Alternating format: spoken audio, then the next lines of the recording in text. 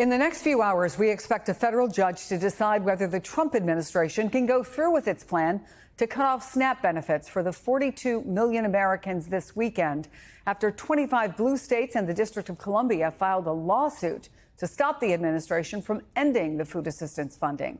One of the states in that lawsuit is New Jersey, where roughly 9% of the population relies on SNAP. New Jersey Attorney General Matthew Platkin is back with us here. It's good to see you again, Mr. Attorney General. Our reporter at today's court hearing said that the judge appeared visibly frustrated with the government's position that not even reduced benefits could be paid. And I want to quote from exactly what she said in court. The steps involve finding an equitable way of reducing benefits. How are you feeling after what you know happened in court? Well, I feel cautiously optimistic, and we know we're right. The Congress came together and put these contingency funds in place specifically for this purpose, to make sure that millions of children, seniors, disabled people are not put out on the street without food. SNAP serves nearly 850,000 people in my state, almost 350,000 kids. And this government, the Trump administration, is the first federal administration in the history of this country that in the state of a shutdown has refused to pay SNAP benefits, and they did it on almost no notice. The cruelty is staggering. I never thought we would get here as a nation. Can you help us understand the logistics of this, particularly for people who are not lawyers? Let's say, and the judge has said she's going to come back later today, so we should know within hours what her decision is. If she comes back and at least temporarily says, you can't not at least find a way to pay some of these benefits out. First of all, can it happen that quickly? Because as we all know, it's less than 48 hours until SNAP benefits run out. And how exactly would that work? Well, to some degree, it's on the Trump administration to figure that out, because they're the ones who created this mess. We do hope the judge acts quickly. We do hope they order the administration to use the billions of dollars that have been put in place specifically for this purpose. And as states, I know that we will do everything we can to administer the funds as quickly as possible. Again, we're talking about people's food. We're not talking about some ancillary thing that exists in people's lives. We're talking about whether or not kids eat dinner.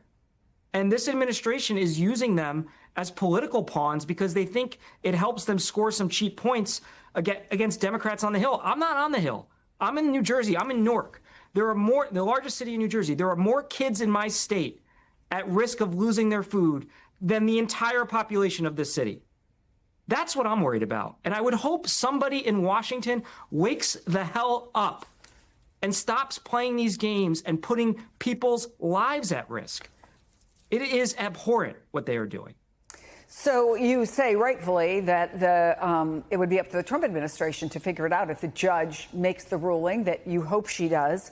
The Justice Department lawyer said today that rolling out reduced benefits would be devastating, that it has never happened. They argue that people at the USDA are legitimately scared about how they would carry it out.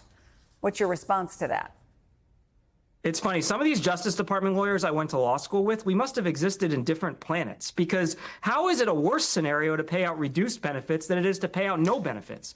I would venture, if you ask the career employees at USDA what they think about forcing children to starve or seniors to starve because the president and the secretary and whoever else is calling the shots wants to score political points, I'd be willing to bet they couldn't find a single public servant to say that's a good idea.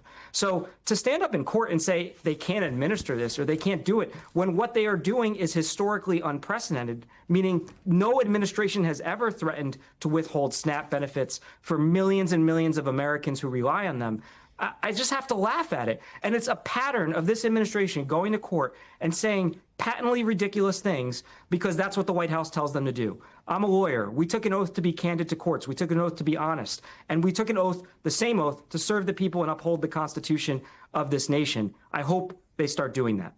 We've spent a lot of time over the last couple of hours talking about the races that are coming up on Tuesday and how much what is happening, particularly with SNAP and with health care, may impact decisions that people make when they go to the polls. Obviously, nothing happens in a vacuum. You've raised concerns about election integrity and the DOJ sending in election monitors. Are you worried specifically about anything come Tuesday?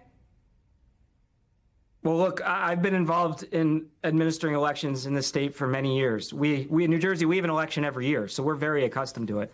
We have free and fair elections. If anybody messes with our elections, we hold them responsible. And I take my responsibility to ensure that everyone can cast their vote freely and fairly very seriously. We have a voter protection initiative out of my office for that purpose. So if anybody gets in the way of somebody's right to vote, I don't care if it's an individual, an organization, or a government, we're going to stand up for that fundamental right. I've said that very clearly, and we are prepared to do just that.